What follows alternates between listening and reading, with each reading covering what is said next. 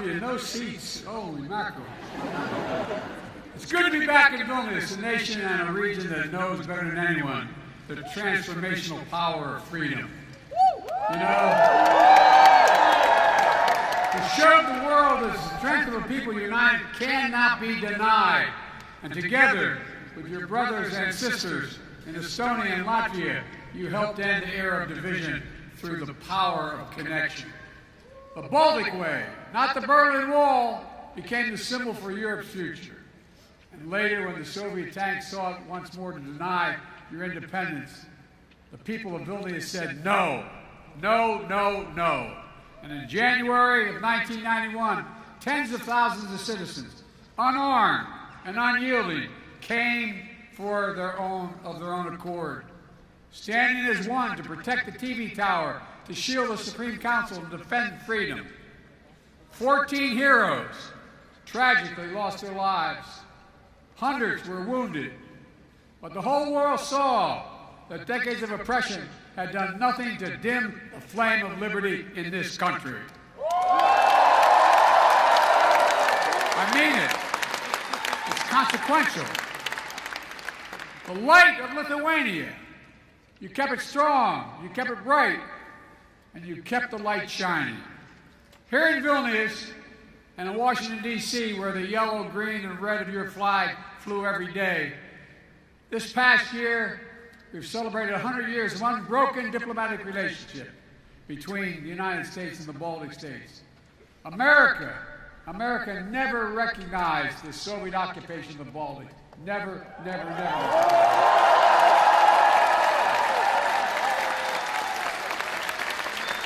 And besides, you got a great president.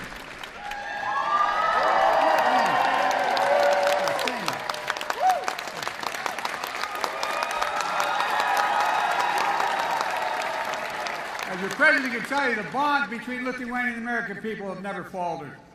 And just 7 months after the bloody January crackdown, the first foreign visitor to have their passport stamped here in Lithuania with visas to this new reborn state were a plane load of Lithuanian Americans from Chicago, Illinois. And their families are still proud of that. Los Angeles came after that. A lot came after. Look, many aboard that plane and fled Lithuania during the early years of Soviet oppression and marveled at their return to this independent state. One of them told reporters, quote, "This day is like a resurrection for us. This day, Father, is like a resurrection for us." That's what the quote was, for real. That's the feeling. And it was. A resurrection that quickly became a revelation. And a nation which stands today as a stronghold of liberty and opportunity. A proud member of the European Union and of NATO.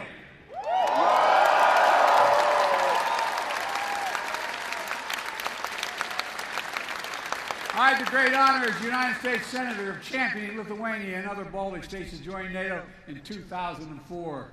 Wasn't I brilliant doing that? But all kidding aside, think about how it's changed things. Think about what's happened. Now, over the last few days, as President of the United States, I had the honor of participating in the historic NATO summit hosted by Lithuania, where we welcomed NATO's newest ally, Finland, and reached agreement to bring Sweden into the alliance as soon as possible.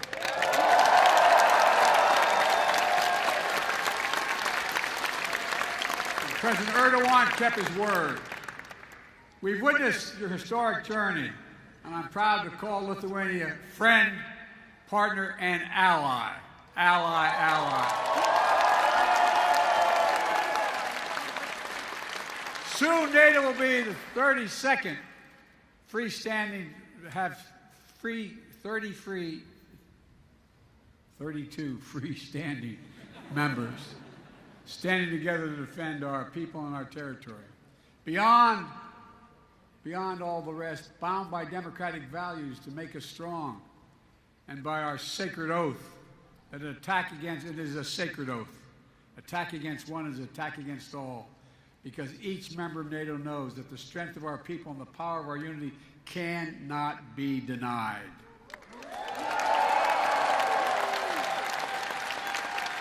If I sound optimistic, it's because I am. Today, our alliance remains a bulwark of global security and stability, as it's been for more than 7 decades. NATO is stronger, more energized, and yes, more united than ever in its history. Indeed, more vital to our shared future. It didn't happen by accident. It wasn't inevitable. When Putin and his craven lust for land and power unleashed his brutal war on Ukraine, he was betting NATO would break apart. He was betting NATO would break. He thought our unity would shatter at the first testing. He thought democratic leaders would be weak, but he thought wrong. Faced with the threat,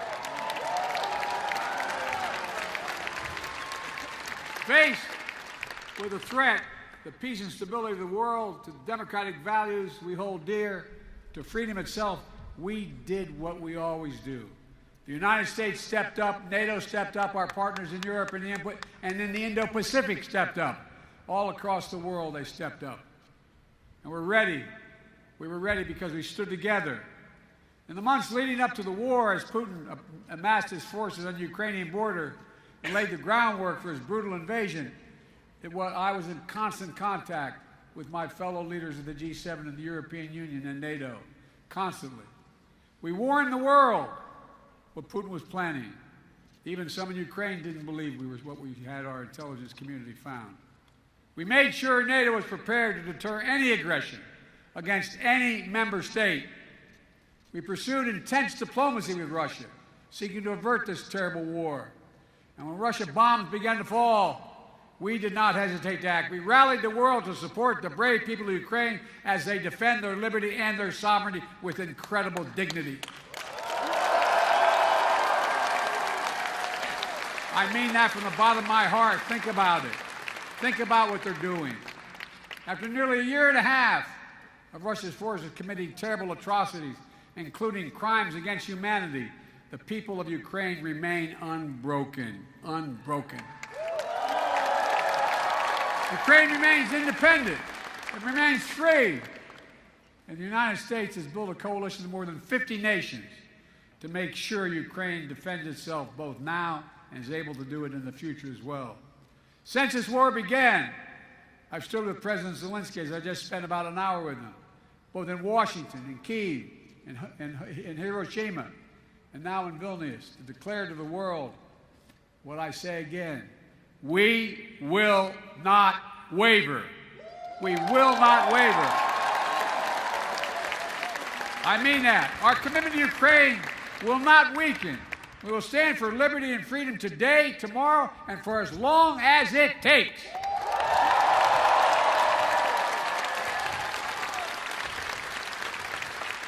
We all want this war to end on just terms. Terms that uphold the basic principles of the United Nations Charter that we all signed up to: sovereignty, territorial integrity. These are 2 pillars of peaceful relations among nations. One country cannot be allowed to seize its neighbor's territory by force.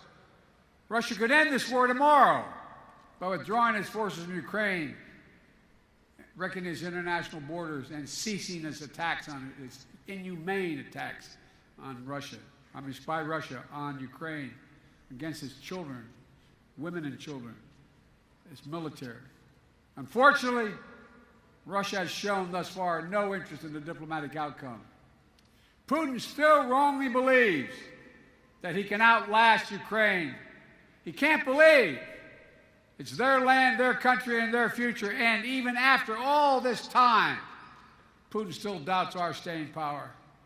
He's still making a bad bet that the conviction and the unity among the United States and our allies and partners will break down. He still doesn't understand that our commitment, our values, our freedom is something he can never, never, ever, ever walk away from. It's who we are. I mean it, it's who we are. It's who we are. Throughout this horrific war, the people of Lithuania, together with our Baltic brethren, have been among the most fierce champions of Ukraine's right to a future of its own choosing, one that is free, because you lived so long with freedom denied. Many of you who are older know better than anyone how precious the right to determine your own future is. Precious to people everywhere, everywhere. Not just in Ukraine, Belarus, Moldova, Georgia, and all the places around the world where people continue to fight to make their voices heard. So my message to all of you tonight is keep it up, keep it going. Keep reminding the world of hope that Lithuania embodies, and that's what you embody, hope in this country. Oh, I really mean it. I'm not joking. I mean this sincerely. We must never forget how much this matters, and never, never give up on a better tomorrow. The defense of freedom is not the work of a day or a year. It's the calling of our lifetime, of all time. We are steeled for the struggle ahead. Our unity will not falter, I promise you. Folks, as I look around the world today at a moment of war and peril, a moment of competition and uncertainty, I also see a moment of unprecedented opportunity. Unprecedented opportunity. Opportunity to make real strides toward a world of greater peace and greater prosperity, liberty and dignity, equal justice under the law, human rights and fundamental freedoms, which are the blessing and birthright of all of humanity. That is the world the United States is working toward. And it's one we'll only reach if we do it together.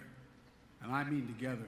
We need to take the same spirit of unity, common purpose, determination that we have demonstrated in our response to Russian aggression in Ukraine and bring more partners along as we continue working to build a world we want to live in and a world we want for our children.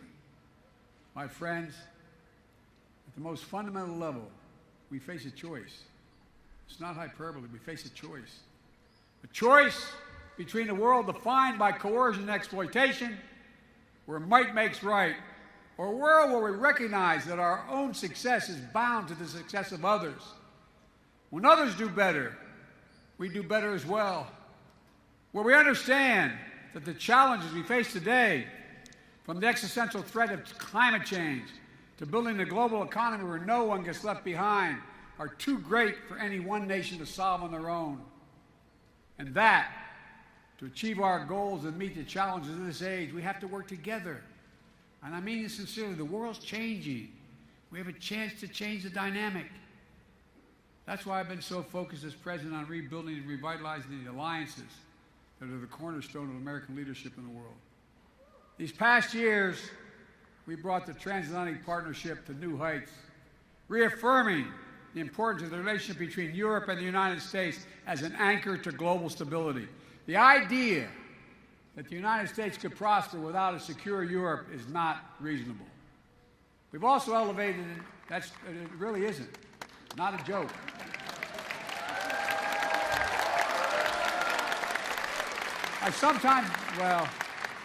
We also elevated and deepened American alliance in the Indo-Pacific with Japan, the Republic of Korea, Australia, the Philippines, which provide critical security and deterrence in that vital region of the world.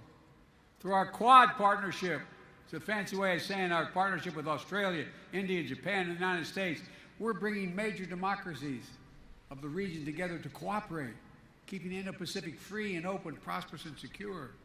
We've demonstrated during this NATO summit, with Indo-Pacific partners joining us for the second year in a row. We're working to deepen connections between the Atlantic and Pacific democracies so that we can better work together toward the shared values we all seek. Strong alliances, versatile partnerships, common purpose, collective action to meet our shared challenges. The world has shrunk. That's how we build a future to see, but we share and know we share challenges and work together. We have to step up together, building the broadest and deepest coalition to strengthen and defend the basic rules of the road, to preserve all the extraordinary benefits that stem from the international system grounded in the rule of law. We have to come together to protect rights and freedoms, to underwrite the flow of ideas and commerce, and which have enabled decades of global growth. Yes, territorial integrity and sovereignty, but also principles like freedom of navigation and overflight, keeping our shared seas and skies open so that every nation has equal access to our global common space. And as we continue to explore this age of new possibilities, an age enabled by rapid advances in innovation, we have to stand together to ensure that the common spaces of our future reflect our highest aspirations for ourselves and for others. As my dad would say, that everybody is treated with some dignity. So that artificial intelligence, engineering, biology, and other engineering emerging technologies are not made into weapons of oppression, but rather they're used as tools of opportunity. Working with our allies and partners to build a supply chains that are more resilient, more secure, so we never again face a situation like we had during the pandemic, where we couldn't get critical goods we needed for our daily lives. You know, we all must summon the common will to actually address the existential threat of accelerating climate change. It's real. It's serious. We don't have a lot of time. It is the single greatest threat to humanity. It's only by working together that we'll prevent the worst consequences of climate change from ravaging our future and that of our children and grandchildren. We also have to recognize our shared responsibility to help unlock the enormous potential that exists in low and middle income companies around the world, not out of charity, but because it's in our own self-interest. We all benefit when more partners stand together working towards shared goals. We all benefit when people are healthier and more prosperous. And that's not, again, hyperbole, it's true. We all benefit when more entrepreneurs and innovators are able to pursue their dreams for a better tomorrow. You know, so we need to update our tool set to better address the needs of today in this interconnected world. A world where climate disasters, pandemics, conflicts spill over borders, make it harder to address the challenges of poverty and instability that hold so many people back. That's why the United States is leading an effort to transform the multilateral development banks, like the World Bank, help them better address their global challenges while enhancing their core mission of reducing poverty and boost shared prosperity. We're all working together with our partners in the G7 to address the enormous needs for high standard infrastructure around the world, especially in low and middle income countries in Africa, Latin America, and Southeast Asia. It's a statement about the world we want to build together. Ladies and gentlemen, we stand at an inflection point in history, where the choices we make now are going to shape the direction of our world for decades to come. The world has changed. Will we turn back naked, unchecked aggression today to deter other world would-be aggressors tomorrow? Will we staunch the climate crisis before it's too late? Will we harness the new technologies to advance freedom, or will we diminish it? Will we advance opportunity in more places or allow instability and inequality to persist? How we answer these essential questions is literally going to determine the kind of future our children and grandchildren have. And again, that's not an exaggeration. It's a fact. It's going to take all of us. All of us. I believe that with ambition, with confidence in ourselves and one another, with nations working together for common cause, we can answer these questions. We can ensure the vision we share and the freedoms we cherish are not just empty words in a troubled time, but a roadmap. I mean this literally, a roadmap, a plan of urgent action toward a future we can reach, and we'll reach if we work together. Folks, the road that lies before us is hard. It will challenge us, summon the best of ourselves, to hold faith in one another, and never give up, never lose hope, never. Every day we have to make the choice. Every day we must summon the strength to stand for what is right, to stand for what is true, to stand for freedom, to stand together. That, my friends, is the lesson we learn from history and the history of Lithuania's story. You know, it's a lesson we see demonstrated each day and it will determine what the Ukraine looks like. And it's how we're going to work. How we rewrite the future, the peace and hope, justice and light, liberty, possibility for everyone, everywhere. Folks, some have heard me say to my country many times, never ever in my entire career been more optimistic about the prospects of the future. Never. So let me just say thank you for taking the time to be here to listen. God bless you all, and may God protect the freedoms of the protectors of freedom in Ukraine, here, in every nation of the world, everywhere. God protect our troops. Thank you.